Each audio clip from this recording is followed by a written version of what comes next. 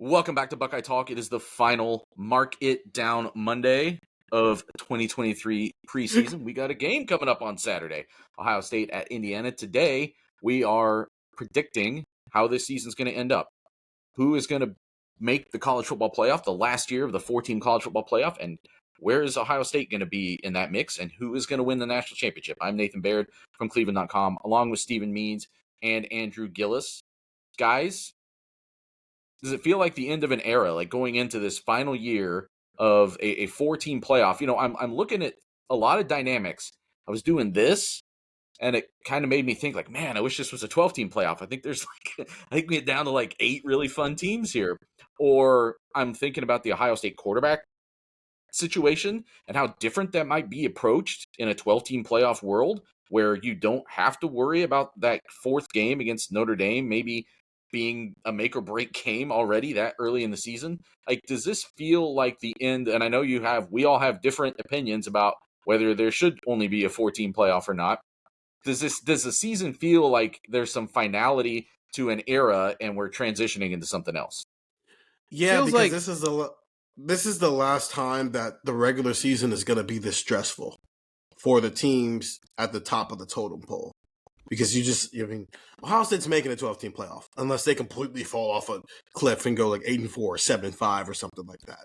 So the stressful days of the week 3 non-conference game, week 4 non-conference game, or opening the season on the road in the Big Ten is a little less stressful from a macro view than it is a micro view going forward, which I'm all for. I love that. Andrew Stevens says this is the last year that the regular season will be stressful. What word would you use? This is the last year the regular season will be blank. Meaningful. I think we are going to. You mentioned finality. I think it's more than just the playoff. I think it's the Pac-12's impending doom. The Pac-12 is going away. The Big 12 has obviously undergone some major changes.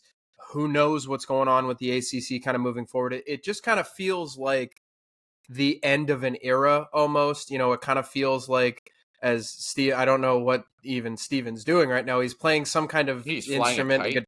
Yeah, I don't know. Playing the violin, man.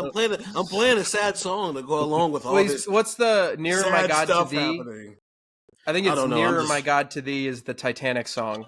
So he's playing that. This is going to suck. I've said this for a while, because what's going to happen is we're going to have a regular season where, all right, you mentioned the Notre Dame game. I think the Notre Dame game is a great example. Ohio State goes into Notre Dame Stadium and gets upset and loses.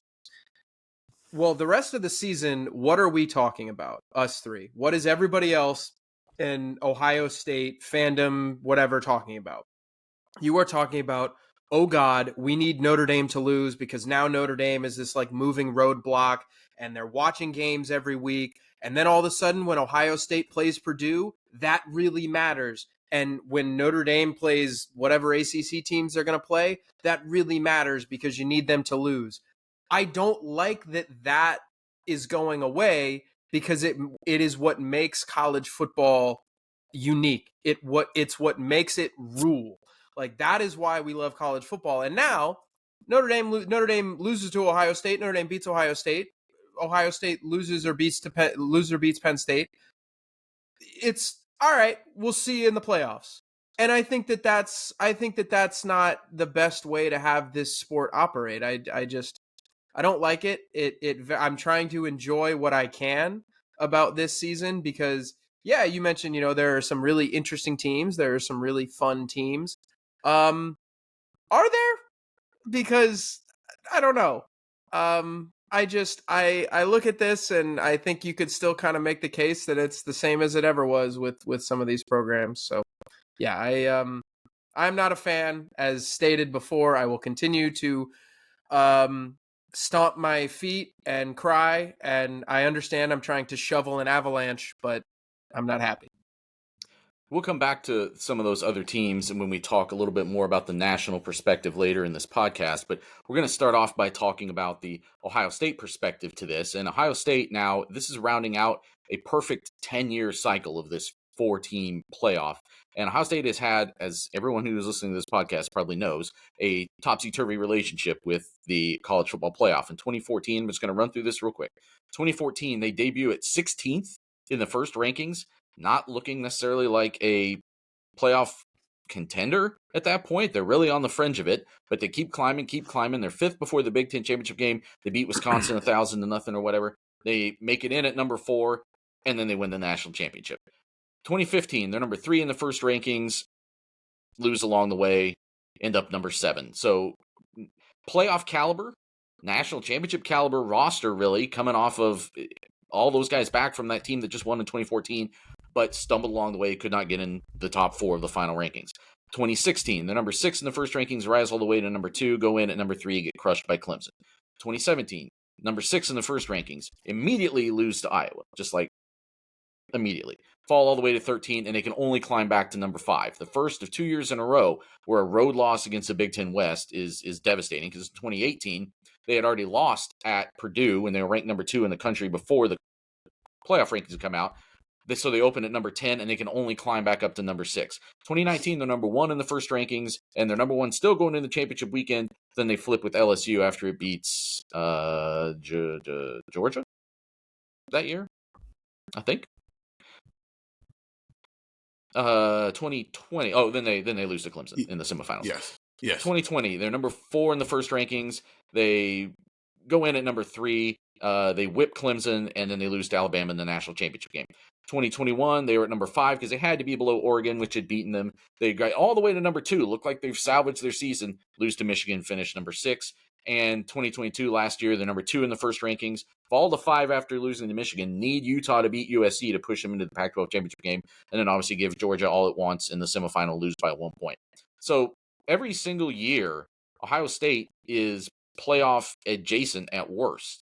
And they're the only program in the country that if you took the 12-team playoff and prorated it backwards, I don't think that's the right term, distributed it backwards, they're the only program that would have made it every year. Now we can quibble about 2019 with Alabama, with the committee would have put them in instead of having them just on the outside of the top 12, because in reality, it didn't matter if they were in the top 12. When it had consequences, would they found a way to get them in? Who knows? I think probably yes. But as on face value, they're the only team that would have made it in. So,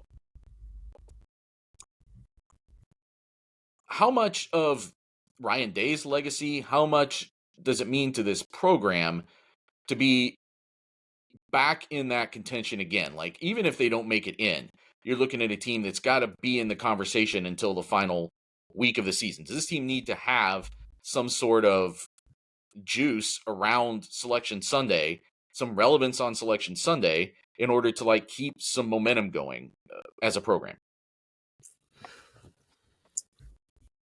No. I think the answer there is no, because it's going to change next year. It's almost its own thing of kind of this bookend. Can Ohio State in the 4-team playoff era the same way it started it, by winning a national title? But it's so irrelevant to the future because of the changing landscape of college football, not just with the playoff, but just, USC and UCLA are going to be part of their problems 12 months from now. So no, it's just its own. It's the end of a chapter in college football history, what the last decade has been. And so you mentioned it, the only team who, if it was a 12-team playoff, would have been it every single year. The only team where consistently they would get to that Selection Sunday and we're wondering whether they're in or not. Why not go at that one more time? Except this time you should probably be in the playoff competing for a national championship and not doing what happened to you in 17 and 18, where you're sitting on Selection Sunday hoping you get in and you don't. Because it's the last year where you have to prove it to this level, does it mean more if Ohio State gets in this year, Andrew? That's a good question. I think it does. It always means a lot to make the playoff. I don't know if it's going to mean more. Yeah. So you're saying will it mean more to make it this year in the last iteration of the 14 playoff, just because it's more prestigious to make it compared to next year? there's that. I think it is a different level of accomplishment. In Ohio State's case, though, as we mentioned before, last year was an exception where Ohio State and Michigan both get in from the Big Ten. Mm-hmm. Most years, it's a misnomer to say Ohio State's playing for one of the 4 playoff spots. In reality, you're playing for one playoff spot. You're playing for the Big Ten's playoff spot in every other year of this. And so there's the greater accomplishment of making in when only 4 teams can go as opposed to 12. There's also the fact that you may have to again finally get the Michigan monkey off your back and beat them after this 2-game losing streak in order to make the playoff. It feels like there's a lot of things that directly tie into the early part of Ryan Day's legacy, however you want to say it, and where the program is right now, that are directly related to whether or not you make this 4-team playoff or not. I think that answer is yes. To the future, no. But to this program for this year, yes, because this is Ryan Day's 5th year as head coach. 4 playoff appearances in 5 years to start a coaching career is impressive, especially when the playoffs mean that much. That during Ryan Day's time, during an era where it was, like you just said, you're fighting for one playoff spot typically, Ryan Day got the spot. Even with the Michigan thing, Ryan Day got the spot 4 out of 5 times. And the one year he didn't, it literally came down to the last game where the team that you lost to ended up getting that spot. So you went into the final week of the year every single season still in contention for that spot. I think that is impressive, and that matters to this program going forward, as it now no longer means anything. Because when it did matter, Ryan Day got that spot more often than not. So I asked you both to put yourself in, and we're going to reveal our 4 playoff picks at the end of this. And ultimately, this is both a full playoff prediction episode, but it's also, will Ohio State win the national championship? Those are both of we're kind of both on the line in these every year in Mark It Down Monday when we do this episode. But I wanted you to both, before we start revealing our picks, put yourself in the mindset of someone who says either Ohio State is a playoff lock or Ohio State has no chance of making the playoff. Someone who is of one of those 2 mindsets. Let's start on the lock side. Andrew, if you're someone who is arguing that there's, like, Ohio State is, put your money on Ohio State. Ohio State is a lock to make the college football playoff this year. What do you think is the number one reason why they would make that argument?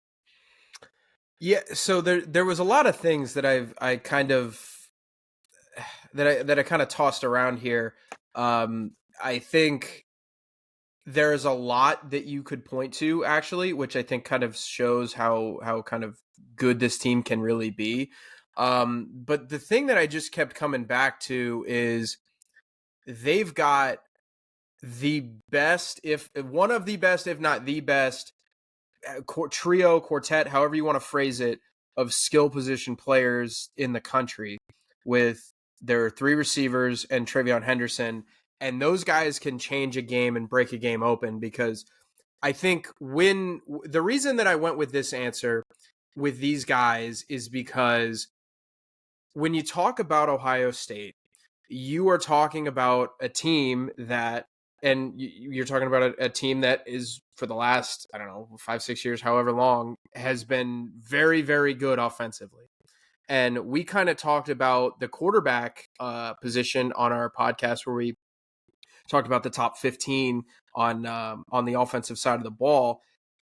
You don't want to take it for granted, but you do kind of feel like there's going to be a baseline level of play there, because it's Ohio State, because it's Ryan Day, because everything just gesture to the last 5-6 years of quarterbacks you've had. So if that's a given, you have got a set of playmakers that no one else in the country has. Like you've got guys that can go out there and win one-on-one battles against anyone in the country. And when you need a play on a 4th and 6 or in the red zone or whenever, you have to feel good about who you're going up with and who you're going up against with those guys. So I think just the difference level of playmakers that this team has, you have to look at them and say, they can go out and beat anybody for any jump ball. They can go out there and outrun anybody. They can do all those things because of the skill guys that they have. And that goes to running back too. So the skill position players are why I look at it. And I think if you were to point to a reason why, you have to say a lock, I think it's those guys. Steven, playing the role of Johnny O. Buckeye, what is your number one reason why Ohio State would be a playoff lock? So I'm going to quote the great Game of Thrones show, even though the final season sucked. The lead up to the final season was great. Because they are indeed the super team that was promised. If you are a Buckeye Talk listener, we have been talking about Ohio State potentially having a super team in 2023 for 2 years, 2.5 years. Now, it was built on a guy who's now Texas' starting quarterback, but still, there were so many other factors as to why they would be a super team that are still here. In fact, all of those factors are still here outside of J.K. Johnson as a top 100 recruit who since transferred to LSU, but you replace that with Davidson Igbinosun. So, right back on the path. What if it's true now? The one question we had was tackle. We've had that question for 2.5 years. It seems like they solved that with the transfer portal, with Josh Simmons and then Josh Fryer coming along. So if you're fine there, they don't have to be Paris. Josh Simmons doesn't have to be Paris Johnson, but if he's like Thayer Munford, then you're good. You're fine there.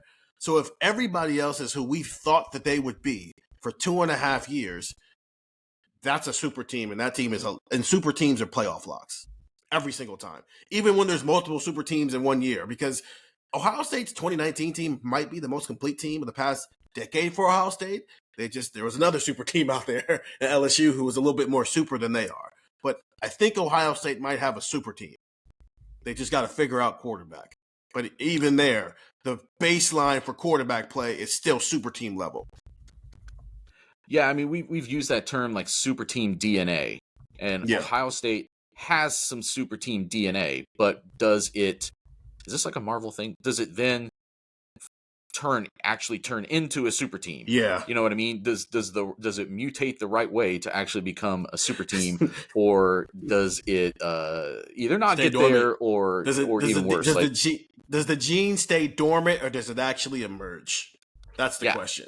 There you go. That's maybe the right way to say it. Like, I've got a 15-month-old son, and like, you're trying to figure out, like, is he right-handed or left-handed? Or is like, for a long time, it was like, what color is his eyes going to be? And I feel like there's a little bit of that with Ohio State. It's like, well, is it going to get there? But I think that if I were making that case, that would be because you could make more individual cases, like what Andrew was saying about the offense is still going to just like simply overwhelm teams. You could also, I think, make the case the defense is for real this time. But the reason you're making both of those cases traces back to the super team DNA, that they've just got too much talent, and it's talent that's coming into its own. It's coming in like so many third year guys who are just ready for the moment.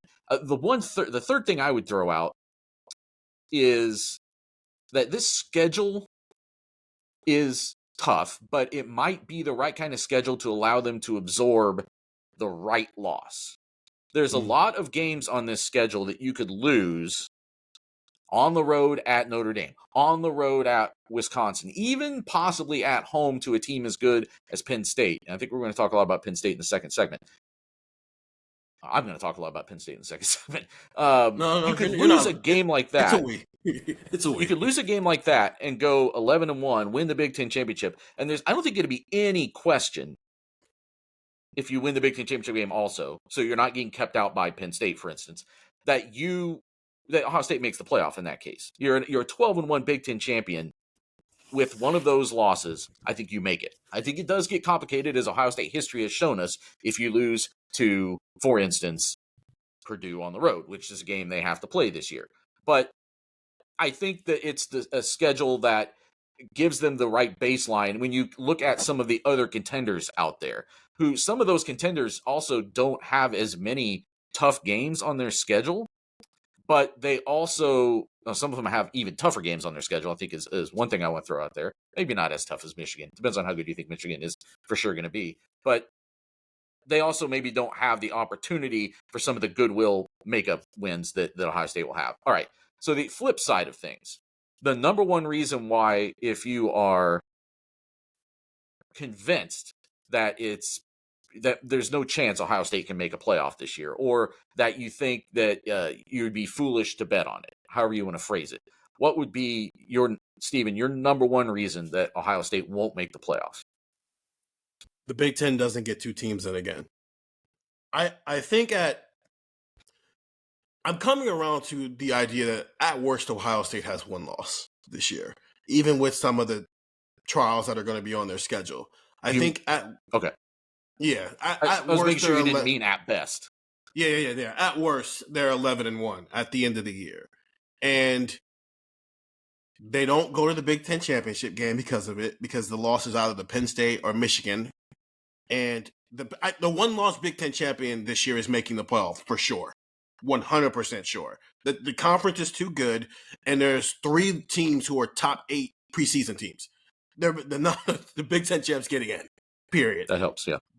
But does the second team get in? Especially if the second team is either Penn State or Ohio State. That's as much about what the rest of the country is doing as much as it is about your conference. Ohio State snuck in last year partially because Clemson lost, so they got eliminated from the conference. All the other potential conference champions who could have taken that spot, Clemson, USC, all lost.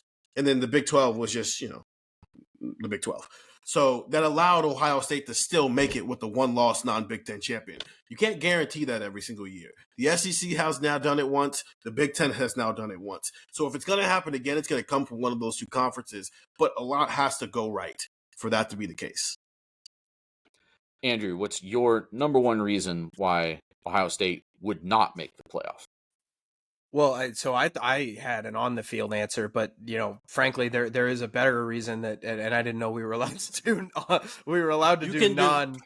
You can do whatever you want, fam. This is Buckeye Perfect. talk. All right, so then it's the schedule.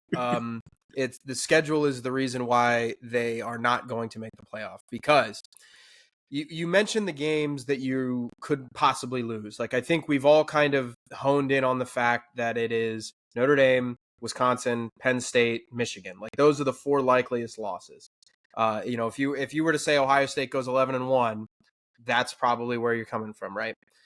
All right. Well, if you lose to Notre Dame, you need Notre Dame. Now, Notre Dame has a really tough schedule, so this might be likely, but you need Notre Dame then to lose twice, because again, Notre Dame's not going to have a conference championship appearance. So you need Notre Dame to lose twice down the stretch, because how do you stack up an 11-1? What if Notre Dame loses to USC, and then all of a sudden you got 11-1 Notre Dame who beat Ohio State against 11-1 Ohio State, who are whatever? Like, it's going to be, Notre Dame would be a moving roadblock. Then if you lose to Penn State, you need Penn State to lose twice, because they're going to be in your way for a Big Ten championship game. If you lose to Michigan, you're going to need them. Like, you're probably not getting in if you lose to Michigan. So, like, can Ohio State get in at 11-1 as an at-large? Maybe, but I just think that's going to be really difficult, especially if you're talking about, like, all right, what if USC goes 12-1 in the Pac-12, and then they're a conference champ? And then what if the ACC champ is 12-1, and then you got 2 SEC teams, and Ohio State's 5th, and you're wondering what the hell happened? Like, there's just a lot of difficulties with this schedule and a lot of pitfalls with this schedule where, like, if you lose to a Penn State, they're going to have the very, very inside track to at least finish higher than Ohio State on the schedule, or in the standings. So I just think that there's a lot of pitfalls on this schedule, not so much who they play, it's that what that loss would mean would be really, really tough to overcome. So I'm going to say it's the schedule, just because, again, you've got some pretty good teams on it, for one, but 2, it's not like you're playing a non-conference game against an SEC. Like, it's not like I think it would be easier, like, if Ohio State was playing, I don't know, who's the 13th-ish ranked team in the country in the SEC. Like, if you were to play like an Ole Miss, like, I think that would be easier than, or at least easier to kind of map out a playoff appearance with a loss to Ole Miss than it would be for Notre Dame, just because Notre Dame's got the independence thing, and that's going to be a problem. And then you've got 2 Big Ten opponents that are on your side that it's going to be really difficult to pass. So I think it's the schedule. You might be right about the Notre Dame thing. That's reminiscent of Oregon in 2021, where then they had to wait for Oregon to lose again before they could bump them up, even when they were clearly playing better. And the one wrinkle on the Penn State thing is, if Ohio State, Penn State, and Michigan all beat each other, then it gets into some tiebreaker scenarios. Mm-hmm. And Yeah, there sure. are, depending on how things play out the rest of the conference, that could favor Ohio State. It would be, you're trying to really thread a needle there. I think you're Yeah. correct though. If you think Ohio State's going to go 11-1 and not make the Big Ten championship game, I don't think you can bet on them to make the playoff. You need It's chaos. Yeah, you need carnage at that point. It's not necessarily chaos. I wouldn't call what happened last year chaos. You just really need, you're drawn to an inside straight there. You have to get the right team as the only other one-loss team, and then have them kind of be a little bit overrated like USC was last year, and have them then go lose to Utah. You know what I mean? Like, things really have to line up for you.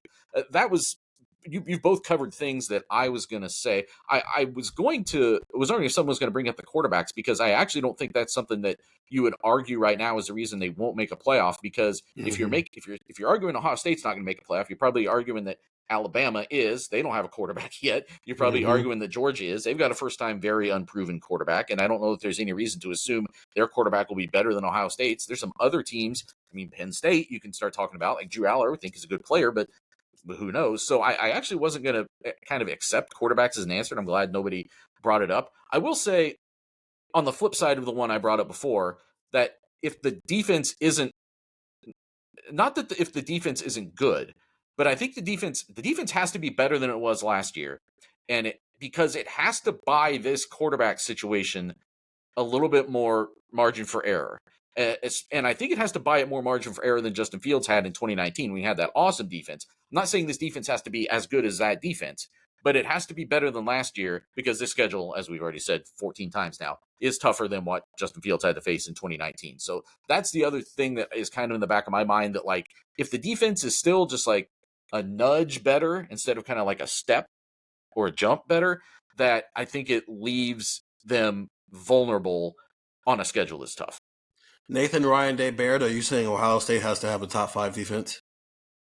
No, I'm not saying Ohio State has to have a top 5 defense. I think Ohio State has to have, like, as we talked about on the season prediction pod, where we talk about the stat predictions, I think it just has to have it has to have last year's defense without the wide open back door that it had so often. Like, you just got to shut off that leaky valve and look at what last year's defense would have been. And I think if they can just get to that point, and there's signs that they will, both in the front and back of this defense, that is on the table. Ohio State, by the way, there are more people who think Ohio State will be a playoff team than not out there. Ohio State right now at plus 700 has the third best odds of all the teams in the country, according to BetMGM, to win the national championship. We're going to come back and talk about that a little bit more, and we're going to talk about some national teams and how we put maybe even some Big Ten teams in the playoff perspective. You're listening to Buckeye Talk.